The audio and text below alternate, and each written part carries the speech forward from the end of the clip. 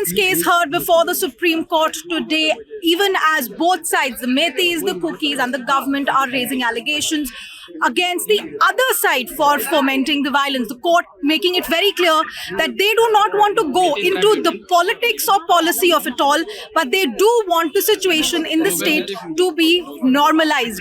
Even as the government says that several relief camps have been set up and thousands of people have been relocated to safe spaces and put in the relief camps, the government has also said that they have not sought a stay on the controversial judgment of the Manipur High Court, which is being considered as the initiator of what has happened in the state in the last few days. The Supreme Court, of course, saying that since there is an appeal already pending before the Manipur High Court, the question of the tribal recognition can be heard by the Manipur High Court. But at this moment, making it clear that relief and peace measures are the priority for the apex court.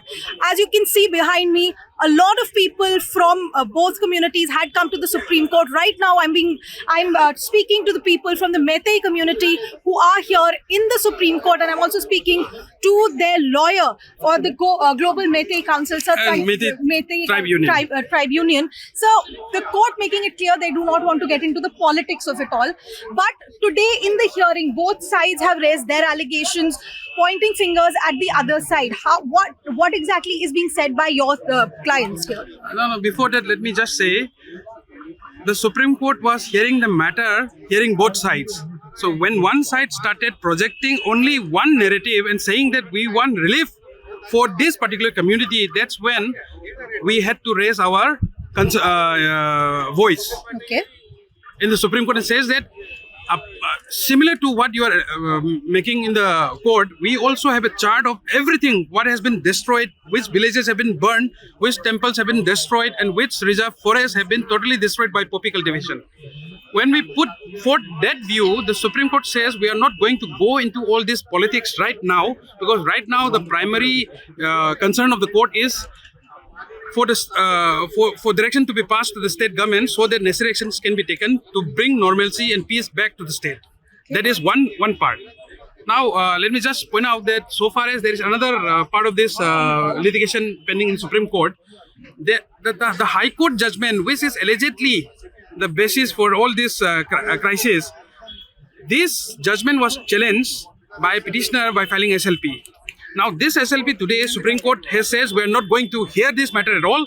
We are going to dispose of this matter, and this Supreme Court has stated this after appreciating few things, with some recent developments that have taken place. First and foremost, the petitioner who filed this SLP has already sent a to the Registrar General of the Supreme Court email stating that I don't want to pursue the case anymore. I want to withdraw this matter. But there is also a background. The same matter being pursued for the Manipur High Court also. Is that correct? There is a background as to why this email has been sent. Because already there is a writ appeal pending before the High Court. This fact was not disclosed at all. Okay.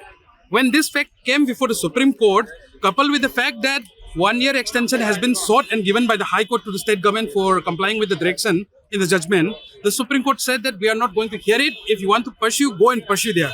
Though a feeble attempt was made to skittle that thing by saying that the High Court is located in the Meitei dominated areas and all, and no Kuki can go there. The Supreme Court simply brushes it aside, saying that you can go attend through VC. Okay. So if I may ask, since a lot of your clients are here, if I may speak to some of them. Yeah. So you're based in Delhi, but there are also people who've come, who fled to Delhi from Manipur in the last few days.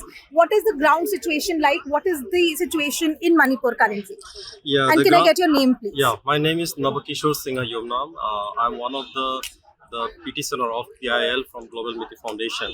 So the people which you see, they are from the Meitei brothers and sisters who are actually Delhi and the surrounding, and we also came down from Imphal to attend this hearing today. And the ground issue is basically what we can see is basically the government is literally protecting the Kuki villages. Okay, I don't know why this fear psychosis. The thing is happened like this. The 3rd of May,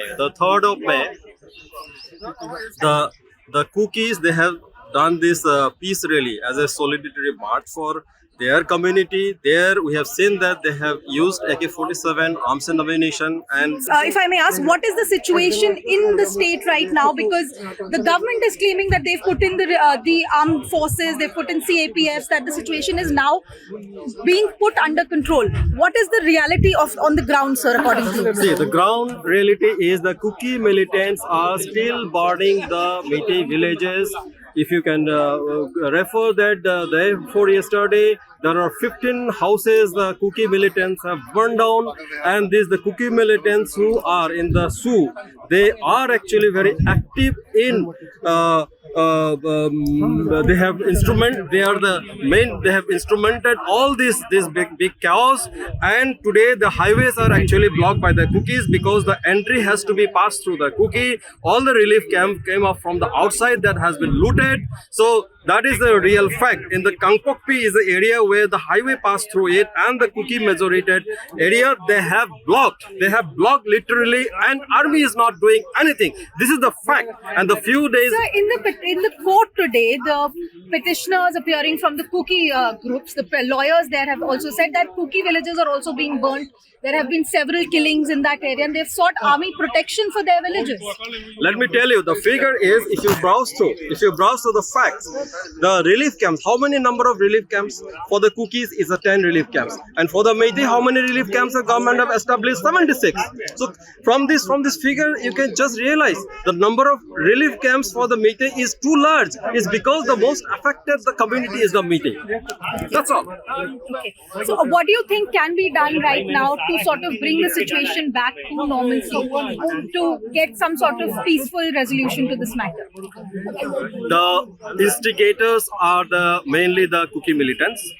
There is also kind of the background that there are kind of the nexus of these drug traders, and they are funding it. So this has to be first and foremost, this has to be stopped. The Kuki militants has to be first and foremost, they have to be controlled. If this is done, then ultimately the normalcy will be there in the state. On the other side, from the Kukis, from the hill area committees, etc., what is being said is that the reason that there is so much tension between the two communities is because the administration of the hill area committees is not being done properly, that there is no infrastructure in the hill areas, and also that there is an attempt to sort of encroach upon the protected forest areas where the Kuki tribals live. How do you see this allegation being made? See, the encroachments in the forest and reserve areas are not done by the Meiteis. Meiteis can leave only the valley areas. Okay. Meiteis are allowed to leave only the valley areas. It is not the Meitei who can live in the forest area. But they're saying they are being removed from the areas where they've been living in. They are the illegal immigrants who government have already designated those are the reserve forest. It is the government work to evict those reserve forest areas protected, because that those areas they are doing the poppy cultivation. Okay. Thank you very much, sir. So you can see there is a lot of agitation here, even among the people who are here to watch the proceedings. The tribal divide in Manipur is being made starkly clear with this violence and with the petitions before the Supreme Court. Now, as the Apex Court has asked the State High Court to look into the question of tribal status to the Meiteis, and has asked the government of the state also to take all possible actions to bring back normalcy and peace in the state. The question now remains, what will happen next in Manipur? In New Delhi, this is Aneesha, Mathur for India Today.